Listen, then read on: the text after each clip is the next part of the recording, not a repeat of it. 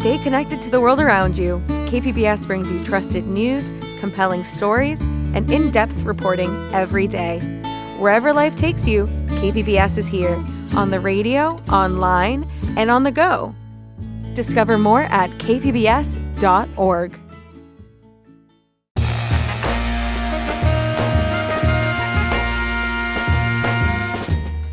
Welcome in, San Diego. It's Jade Hindman. On today's show, we are talking about a new NPR podcast that explores the depths of the sea. This is KPBS Midday Edition, connecting our communities through conversation.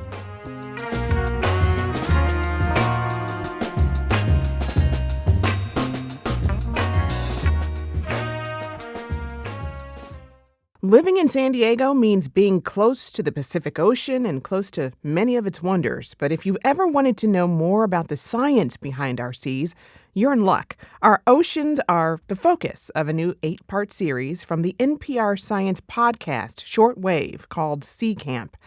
Joining me now are the two hosts of Shortwave's Sea Camp, Regina Barber and Emily Kwong. Regina, Emily, welcome to Midday Edition. Thank you so much. We're excited to be here. I'm from San Diego. I was born there, so spend every summer there. Wonderful. Is this Emily? This is Regina. Regina. I grew up in La Mesa. Fantastic. So, last year you all had a series called Space Camp, where you looked you looked to the stars, but this time you're really looking into another vast area of the unknown right here on the planet. Tell me about that.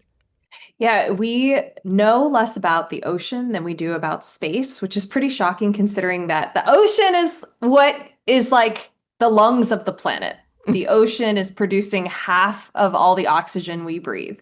The ocean is sequestering carbon. If the ocean did not exist, climate change would have cooked us a very long time ago. But that's not reason to fear. It's just reason to appreciate and understand and protect. And Gina, my colleague here, is an astrophysicist, and she likes to compare Earth to Venus because Venus doesn't have oceans, twin. right? Yeah, Venus used to be almost like us. You know, it's around the same size. It probably had oceans, and now it doesn't anymore. And that is why it's one of the hottest planets in our solar system. It is the hottest, and it has this runaway greenhouse effect. So our oceans are very, very important. Yeah. Well, and it makes you wonder what happened to Venus and if that's our fate. Venus is a lot closer. Yeah, Venus is a lot closer to the sun. But yes, it won't get that bad, but we don't want to get close.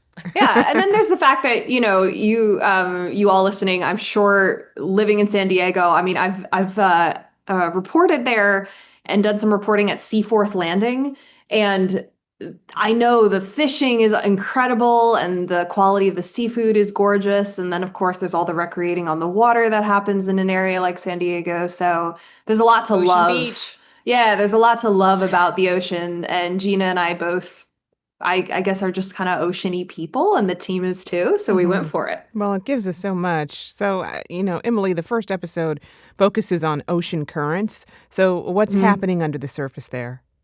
Yeah, so the top, you know how when you go to a swimming pool in the summer, an outdoor swimming pool, the top layer will be hot, but the bottom layer might be cool because it won't warm as quickly. Right. That's happening with our oceans under climate change. The top layers of the ocean are warming faster than the cool core at the bottom. What is that doing? It's shifting our ocean currents in ways that hasn't happened for literally hundreds of years. So the Gulf Stream, that's this big current that goes from Mexico up the eastern seaboard to Europe. That's been the same since the time of Benjamin Franklin. He was one of the first people to actually map the Gulf Stream because of his cousin, who was like a whaling captain, and the whales follow the Gulf Stream because that's like their superhighway across the Atlantic. Yeah, his cousin got to the UK like way faster than other boats, and they're like, but why? Right. So currents rule our lives. Currents are deciding storm patterns, but with currents shifting under climate change, what we're going to see are rising sea levels. We're going to see storms behaving in different ways than we're used to. So I didn't fully understand this until we did this reporting. And then what's cool about the series is we start at the surface and then we just go deeper and deeper. So every episode goes to a different zone of the ocean. So it's like you're going to be in a submarine as a listener, and you'll get to go further down. And new episodes, they come out every Monday on the shortwave feed, wherever you get your podcasts. Yeah, you all cover so much ground with this podcast. I mean, you've got the great Pacific garbage patch and so on. Yes. I mean, it really makes what would otherwise be complicated science stories, you all break it down in a way that's just really accessible. What's your approach to that? I think it's our enthusiasm. I think our enthusiasm is infectious. I was talking to Emily well before I actually did the reporting on one of the episodes about hydrothermal vents, and there are these chimneys near at very deep levels of our ocean that are like these hot spots where there's like very cold, no really life, and then there's these hot spots where there's like these critters, and there's thermal heat coming out of these little chimneys. And I was obsessed with them because I was like, could life have started at these locations? It's another hypothesis other than the tide pools, and I just really was excited about this story. And so I think because we're excited about telling these science stories, I think that makes it approphicable. That's my guess. And Gina is a former educator. So you taught physics as an astrophysicist, you taught physics to students for years. And I feel like all those, we kind of are sneaky, we're science reporters, but we're also sneaky science educators. So we're all about making it fun. You have a knack for this. When we talk about the oceans, we're also talking about climate change. And the reality around that doesn't really have a good outlook. But you all are still somehow able to make that conversation encouraging. Why is that important? Yeah, I think it's because we don't have a choice, we can't give in to despair. That's just not an acceptable stance for our next generation. And I think what really got me to this place is I reported for many years for a member station in rural Alaska. And I saw the ways that climate change was affecting the fishing industry, how permafrost is melting and causing communities to relocate. But what Alaskans taught me is just how to be resilient in the face of it, right? Because it's not acceptable to give into despair. You got to live your life. You got to learn how to adapt, and you got to live with respect for the ocean. There's indigenous communities up there that have been the stewards of their land for a really long time. And there's a lot a community can do when it comes together to create change locally, like good local policies, sustainable fishing practices. As consumers, we actually have a lot of power in what we choose to buy. Do we buy sunblock that is good for coral reefs or not? Do we put plastic into the ocean or do we not? There's a lot that can be done locally.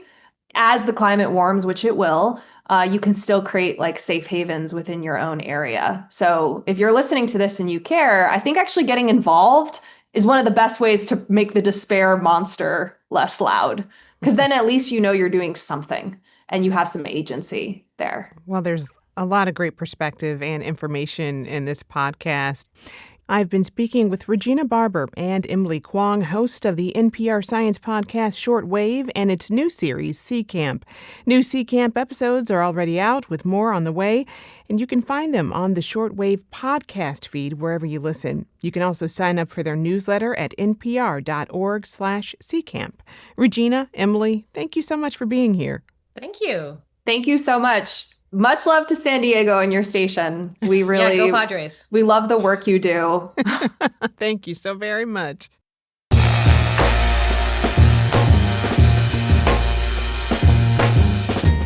That's our show for today. I'm your host, Jade Hindman. Thanks for tuning in to Midday Edition.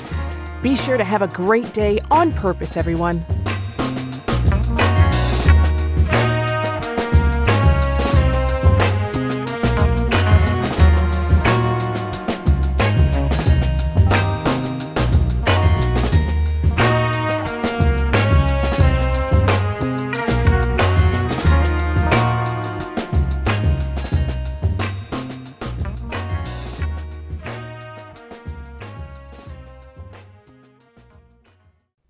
Now on The Finest, the story of 3 friends who grew up in Southeast San Diego during an era of rising crime and aggressive policing.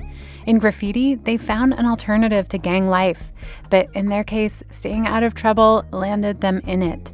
I open it up and it's the police, and I'm like, oh. And on their way out, they turn around, they're like, oh yeah, we also got a warrant for your arrest. Listen now wherever you get your podcasts.